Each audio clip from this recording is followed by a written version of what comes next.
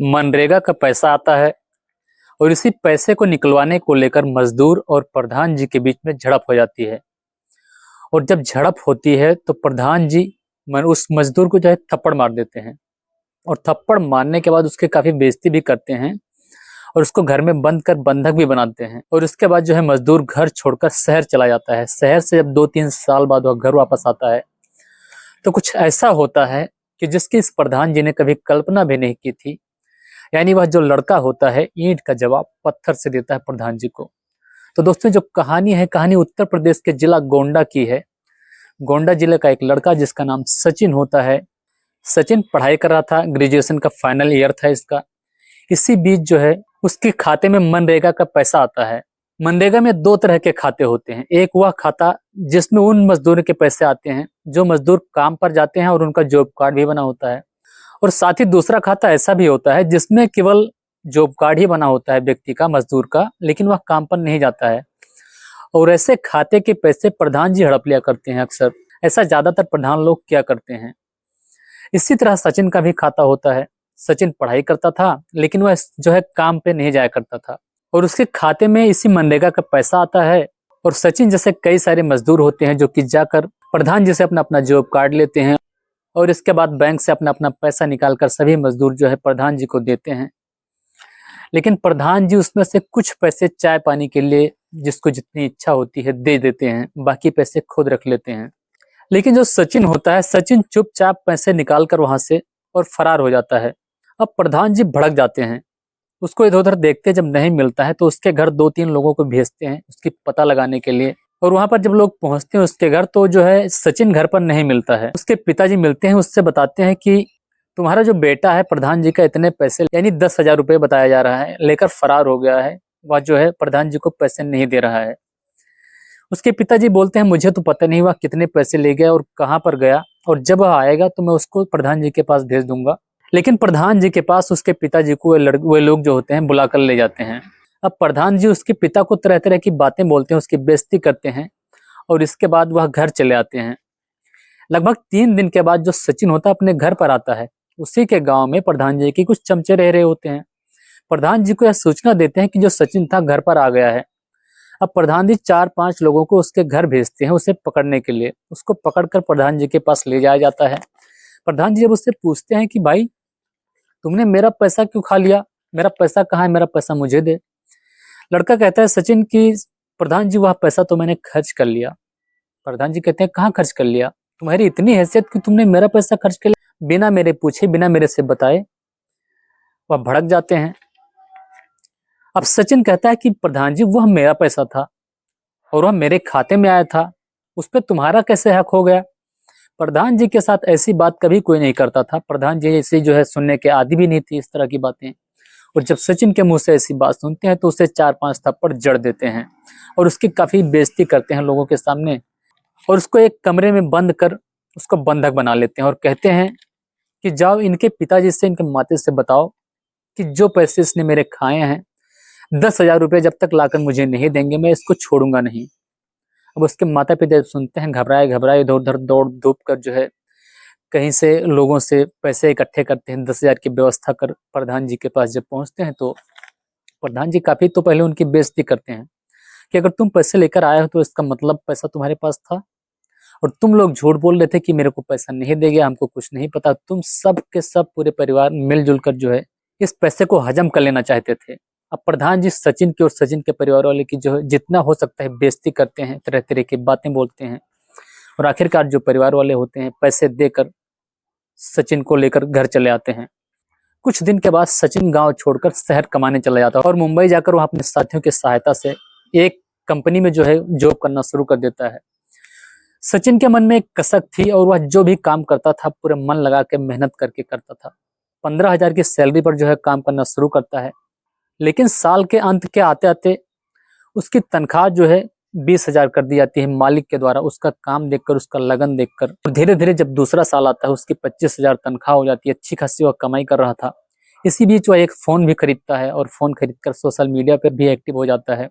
Facebook के जरिए एक लड़की जिसका नाम शिखा होता है उससे कांटेक्ट होती है, उससे बातचीत होना शुरू करती होती है। और इसी दौरान जो है सचिन शिखा आपस में दोनों एक दूसरे का कॉन्टैक्ट नंबर लेते हैं, बातचीत बढ़ती है आगे। 4 से 5 महीने बीतते हैं, दोनों में एक दूसरे के प्रति काफ़ी गहरा प्यार हो जाता है और इसी बीच जो है दोनों एक दूसरे को अपने पास बुलाते हैं मिलने के लिए, वहाँ पर आने के लिए। और जब 5-6 महीने बीत जाते हैं तो इसके बाद जो सचिन होता है, सचिन जो है शिखा के पास, यानी शिखा जो है दिल्ली में अपनी मौसी के घर पर रहकर बीटेक किया करती थी, बीटेक की पढ़ाई कर रही थी, जिसकी उम्र 22 साल होती है।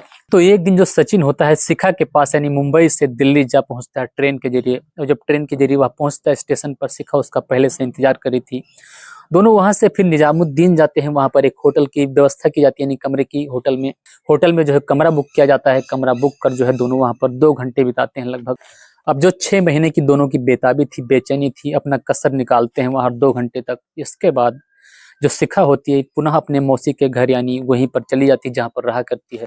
लेकिन जो सचिन ने रूम बुक कराया था, उसने 8 दिन के लिए रूम बुक करा रखा था और अगले दिन फिर जो है कॉलेज जाने के बहाने ही शिखा फिर से उसी के पास आती है। इसी तरह से लगभग 4 से 5 दिन उसके पास आती है और समय बिता बिता कर वहां से चली जाया करती है। इसी तरह जब 5वां दिन आता है, जो सचिन होता है, सचिन की निगाह एक बार जो है शिखा के आधार कार्ड पर पड़ जाती है। वह जब एड्रेस देखता है तो वह देखता है कि यह एड्रेस तो हमारे यहाँ का है, हमारे मौजे का है, यानी हमारे ग्राम पंचायत क्षेत्र का है। और उस पर जो नाम लिखा है, शिखा के पिताजी का नाम वासुदेव है, यानी जो प्रधान जी थे उसके गांव के, उनका भी वासुदेव नाम, और वही गांव, वही पूरा पता होता है। सचिन यह देखकर हैरान रह जाता है और सन्न रह जाता है, सोचने पर मजबूर हो जाता है कि यह कैसे हो सकता है। और अंत में जो है सचिन उससे पूछ बैठता है कि शिखा, तुम्हारा एड्रेस कहाँ का है, तुम कहाँ की रहने वाली हो। इतना कुछ हो जाता है, लेकिन दोनों एक दूसरे का पक्का पता नहीं जानते थे अभी तक। और जब शिखा सारा कुछ बताती है तो जो सचिन होता है मन ही मन सोचता है कि कहीं ना कहीं मामला गड़बड़ है, यानी शिखा के साथ रिश्ता बनाना यानी मौत के मुंह में जाने के बराबर है। और उसके बाद सचिन जो होता है कहता है कि शिखा, मेरा कंपनी से जो है अर्जेंट कॉल आया है, मुझे जाना पड़ेगा अभी।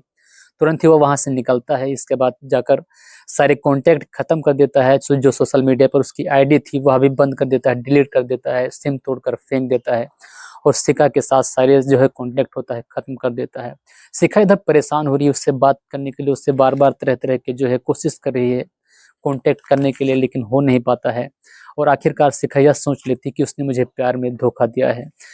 2-3 महीने बीतते हैं, इसी दौरान जो है दीपावली का समय आता है। उधर जो सचिन था, सचिन को 3 साल बीत चुके थे मुंबई में रहते हुए, अपने घर ना गए हुए, और वह भी दीपावली में अपने घर पहुंच जाता है। इधर जो शिखा थी, शिखा भी दीपावली के बहाने अपने घर पहुंच जाती है। इसी बीच जो सचिन था काफी पैसे इकट्ठे करके गया था, घर वगैरह बनवाने की तैयारी में था।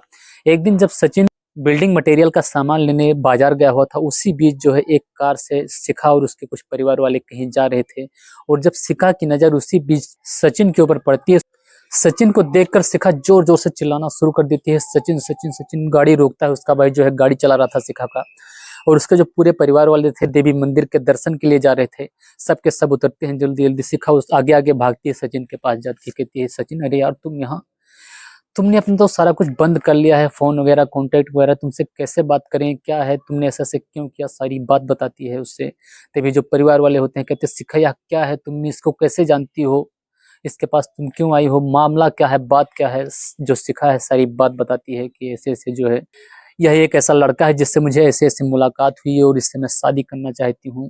इसी बीच जो है उसके जो पिताजी होते हैं प्रधान जी भड़क जाते हैं उसके ऊपर, कहते हैं तुम्हें पता है इसकी हैसियत क्या है, यह एक गंवार है, ये एक गरीब है, इसकी जात क्या है।